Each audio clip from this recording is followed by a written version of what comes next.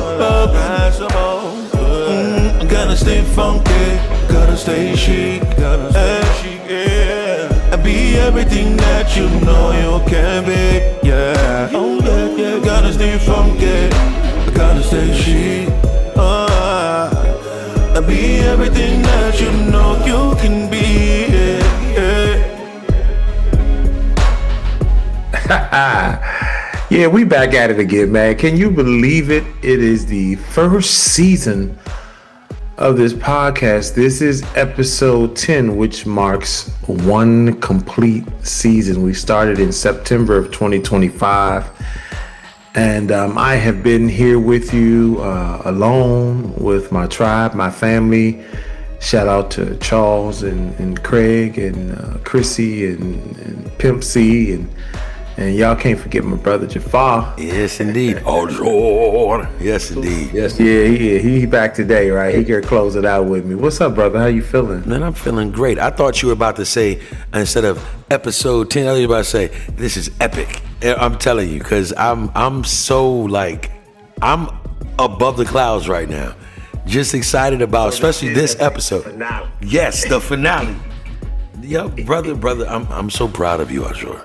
I really am, man. Yes, indeed. Just what you've given the world this first season. I'm excited about what's coming up. Yeah, man. It was, we talked lightly about, the struggle to put in place and the follow through. Not because we don't have the desire or the ability, but just life happenings. And I say that in the most transparent way because I want somebody else that's dreaming and believing, but has life that's happening, realize you can make it happen. It's up to you. Anything that isn't or is happening, it all starts with you.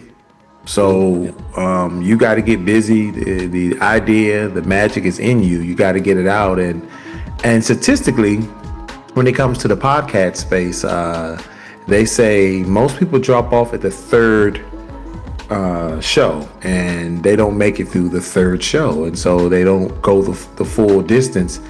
And we're here too. We set out seasons for 10 shows a season, and this is season 1. This is the finale of season 1, and this is episode 10.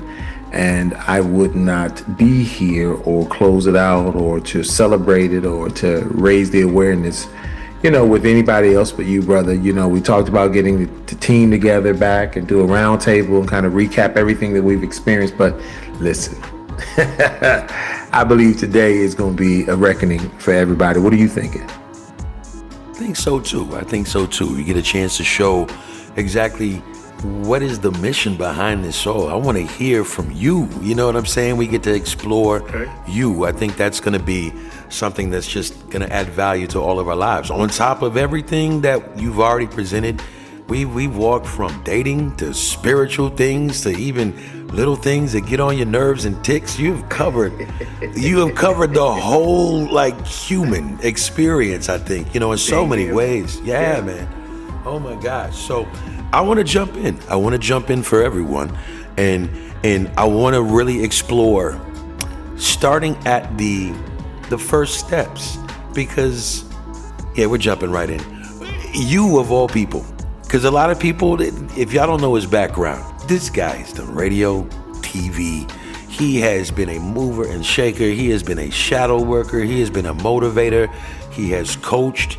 Even for people that were on The Voice, people that have made it to American Idol. He has done a lot in the industry and just in real world events.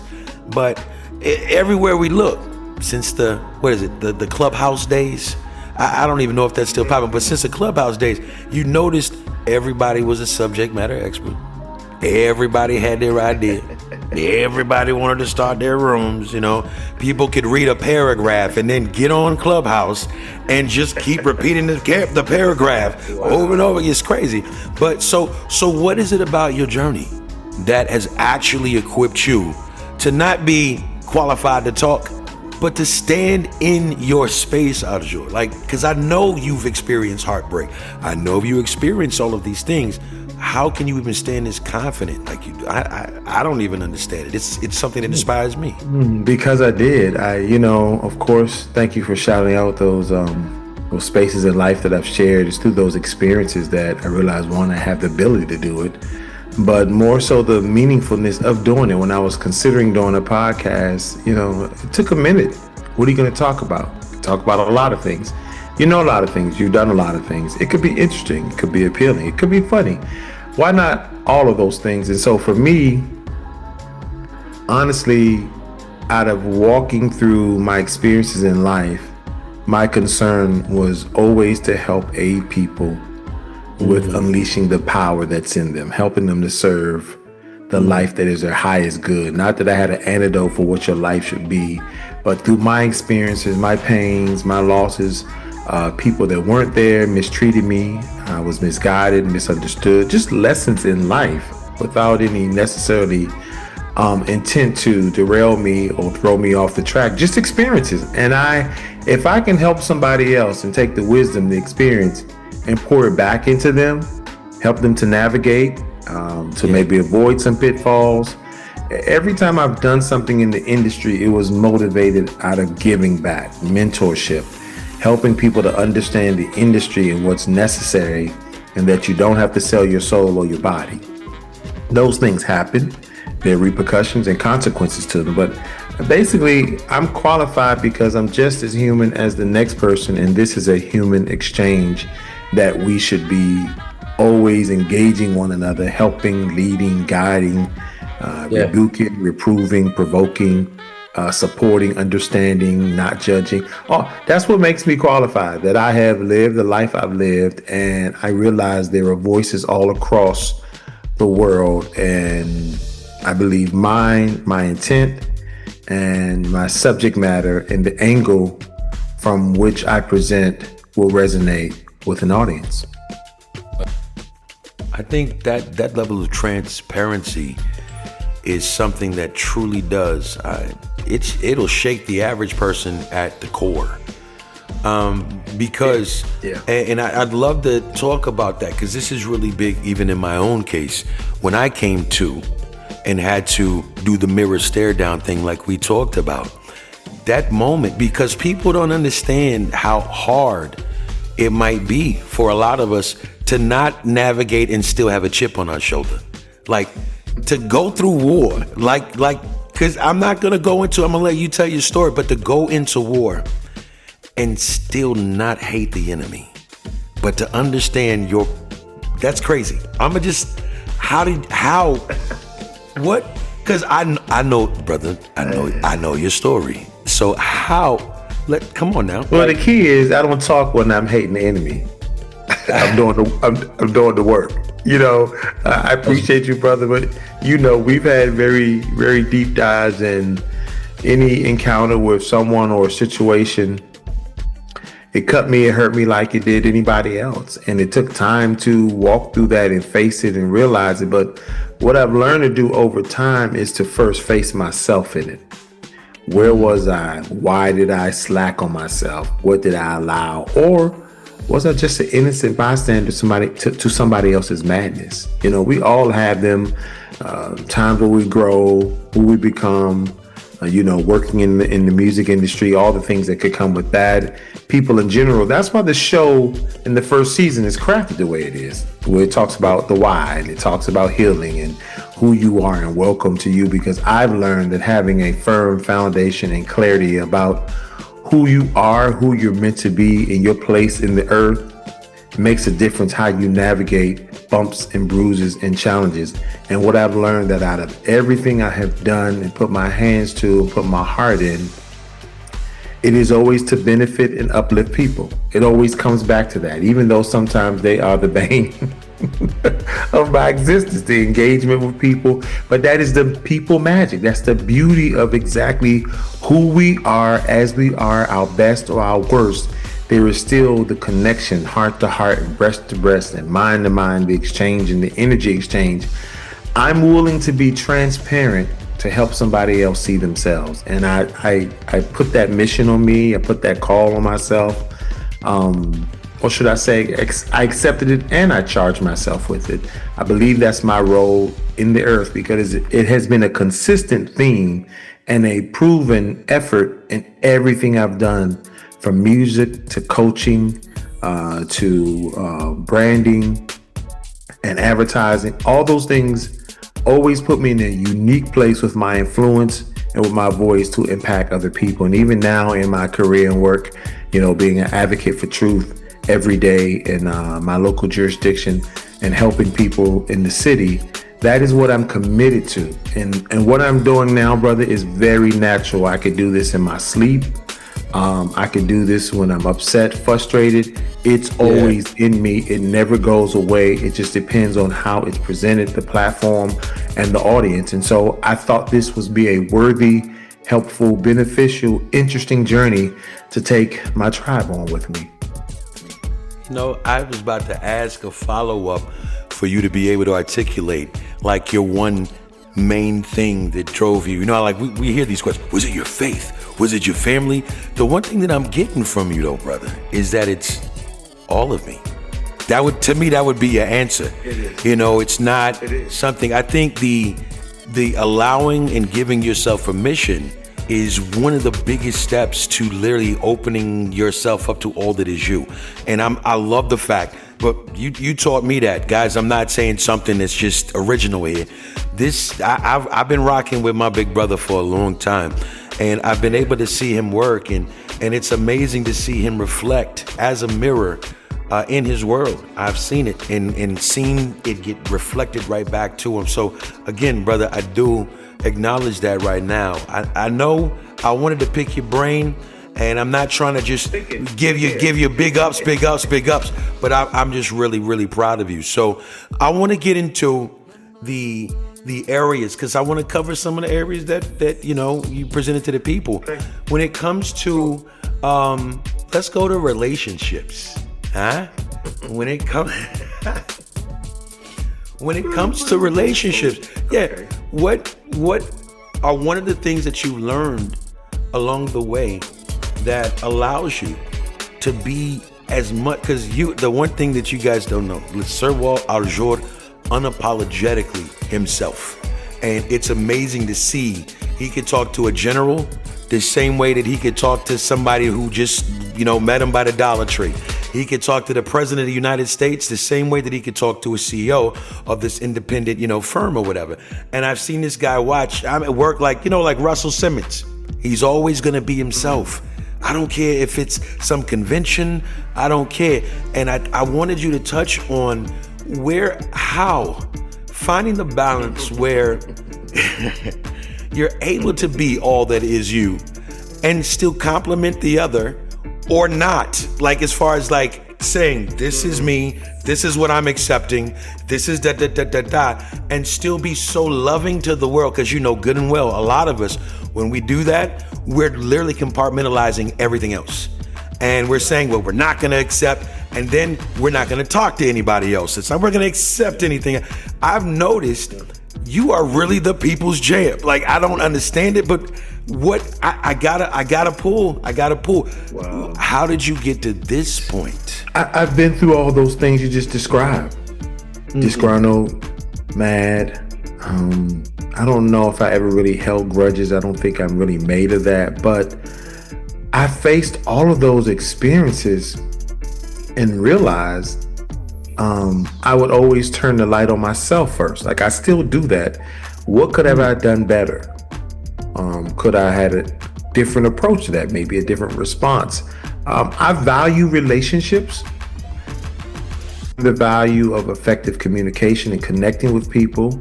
And I realize that we as a people generally live, thrive, and it is a currency. Relationship, it's a currency. It's a value to it, and engaging one another, and even in spiritual matters, having a spiritual walk and tied into, connected to other realms and ideas about yourself, the full man. But the better you are with that internally, the better you are externally and with other people, with your family, with your neighbor, with the world, where you work. It was a lot of work, brother. I have to be honest. And I think, you would know, you've been a part of a lot of the work when I was doing the inner work, bringing you concerns and rehearsing them and talking about them. It just took time and wisdom and intentionality to be better, because when I was hurt, I didn't want to stay hurt. When I was hurt, I didn't want to remain the victim. When I was hurt, I didn't want attention. When I was hurt, I didn't want it to always be activated every time a thought or idea came to light. I didn't want to be a prisoner of my hurt or my loss or my frustration, nor did I want to always be stuck on one victory. I didn't want to rest on my laurels. I always want to move forward and engage and evolve and be better in my decorum and with people and how I'll impact them. So I'm very intentional. Always through, I don't think it's any rarer than anybody else. It's just a much different expression of the same thing. I'm uniquely who I am. And so I get myself. I like myself. I'm in tune with me. I understand who I am and I am confident in that. And so when someone tries to break me out of that particular framework, I don't budge. I don't fight them. I'm not mad. I'm just like, that's not my gig. That's not me. I'm cool with that. And I'm really confident. And it took a while to get here. I was brought up in the church, influenced about a lot of that pretense in church, positions, all those kinds of things that actually it means what it means. But we're talking about the character and ethics of people. And that often is what's missing. Often you find people in leadership positions, but I'm like, leaders make positions, not the position. You have people in positions for whatever reason, but are not qualified, don't have what it takes to properly manage the position. And I've seen the good and the bad of that in other jobs and in other platforms. And I took from that so I would never become that. Wow. Now this perfect segue into the next thing that I know that you're big on, but I wanted you to also explain along your path. Can you tell me some roles that you've seen, even if in others or even in yourself, where authenticity, and I mean almost where authenticity alone was enough to fully you know what I mean? Can you explain that to me? Because I've seen you do it like it was magic. That people magic thing is something that you walk, talk, and breathe. So break that down. There's a very simple approach to that. Honest, brother, being you. It is not as complex as people make it. Being authentic is being comfortable with you, knowing that you don't have to prove who you are, and that comes from surrounding yourself by good people, friendships. And we talk about our soul tribes. When you have people you can trust and friends, you have nothing to prove. And you need moments like that where you can just exist. I don't have to prove anything. I don't have to show up fancy. I don't have to be all the things maybe I present to the world, the public. Is there really a real demand for that? But you have to show up somewhere where you're transparent, you're vulnerable, and you can grow and you can develop. And that experience has reinforced my ability to remain authentic. And because it became awkward being somebody else, trying to present something that wasn't me, it became awkward because I couldn't remain consistent. I didn't know what it was. I didn't remember the last thing. And I don't think I ever really suffered from that kind of situation with imposter syndrome or things like that. I've always been pretty blunt, up forward, direct, no cut cards, no apologies, as I was, I will be. I've always been that kind of guy, but I think over time, wisdom has shaped it. Caused it to be smoother and calmer, more diplomatic in my delivery and presentation. But I've always been that kind of guy that will stand on truth, stand on honesty, and not just to go after for an impact, going after the stinger, just the truth and honesty. Working in music, many years working in music as a music director and judging talent and being a coach. A lot of times people were asking me information, not because they wanted my input, but they wanted agreement. So when I had feedback that was helpful or otherwise, they were taken aback because genuinely they were asking for agreement. They just asked me because of my influence. So, I carried that mantle for a minute. When what's that? American Talent came on with Simon. America's Got Talent. Yeah, I was Simon for years in my mind. I mean, when I saw the show, I understood exactly where he was. Yeah, people are moved emotionally. Oh, they didn't, and I was proud of that because I could see the fruit either way. People would benefit from the input, and move forward and grow. And some people to this day are still resentful.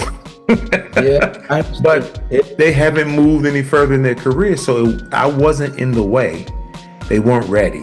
It wasn't the timing, or they didn't believe enough. Whatever it was, that encounter with me should not have changed their outcome or the trajectory of their career, if that's what the intention was. I just happened to be a voice and influence on that. And so I had to accept that. At first, I wanted to shrink and change it and modify it and be something different and more acceptable and more likable.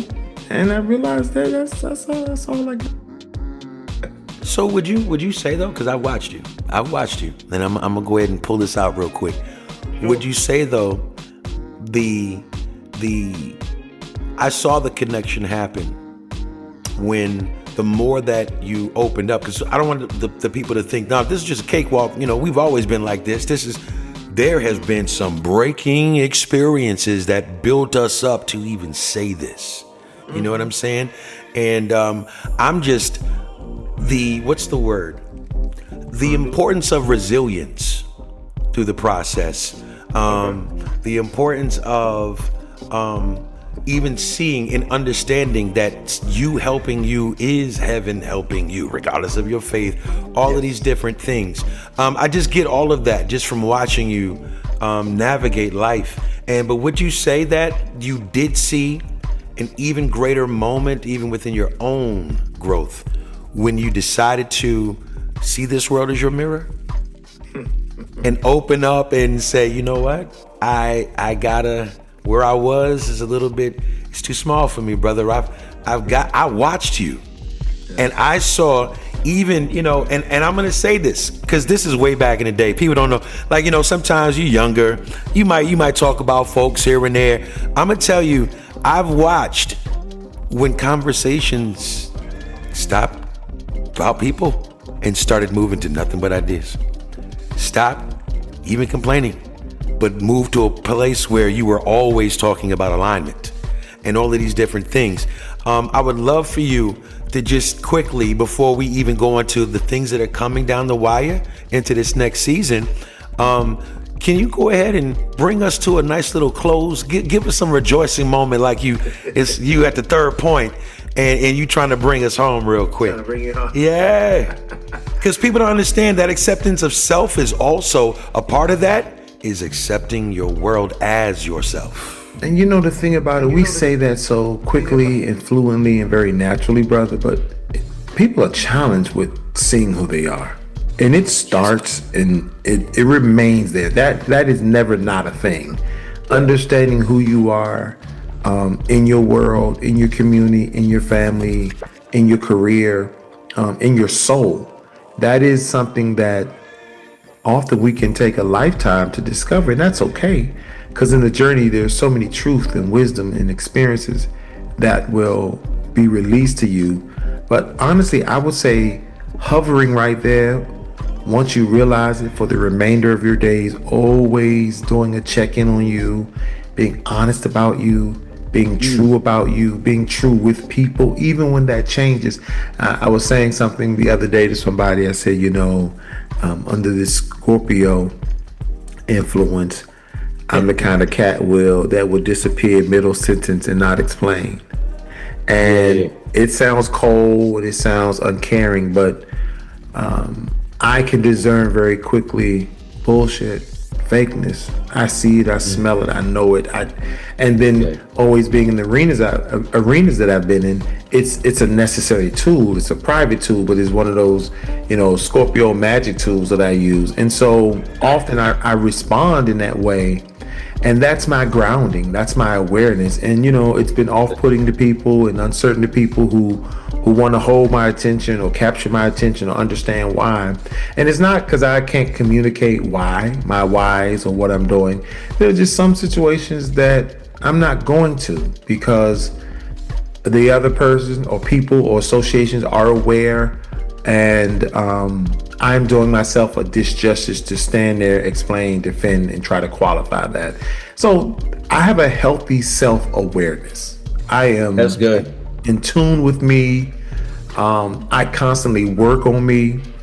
But I also, very key for me, I like me right now as I am. I'm Say not that.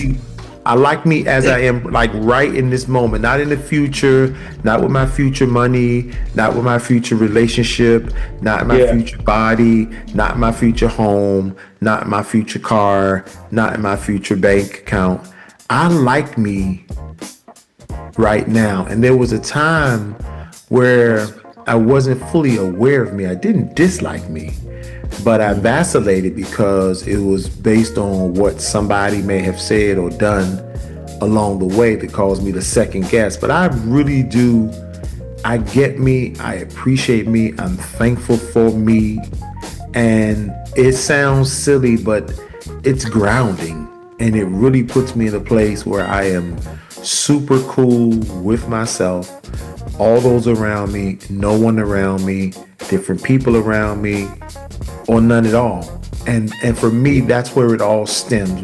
So I can be honest about who I am, what I've experienced, and identify with people, or share antidotes or experiences that help them to see a little closer into their own lives and families. And so, with this first season being behind us and we're moving forward, you can only expect more of me in your space. And I'm going to provoke more of you and our listeners and our guests, because I think the more of you really fulfills your life and brings you to a place of fulfillment. It gives you purpose. You understand why you're here, where you are, and you operate and you move intentionally and you live from your heart. And there's enough in the world that has made us mean, disagreeable. But I choose to still, honestly, there's a song by Marvin Winans, I Believe. And it talks about just having hard experiences, from love to relationships to losses. But I still, at the end of the day, when I come back to it, I still believe everything that I've prayed for, that I have written and manifested. I believe spirit is always moving for me. I believe the universe is always conspiring to advance me and push me forward as I pay attention to signs and signals, synchronicities, and those things that are indicators of what's happening, what's to come, where I should be.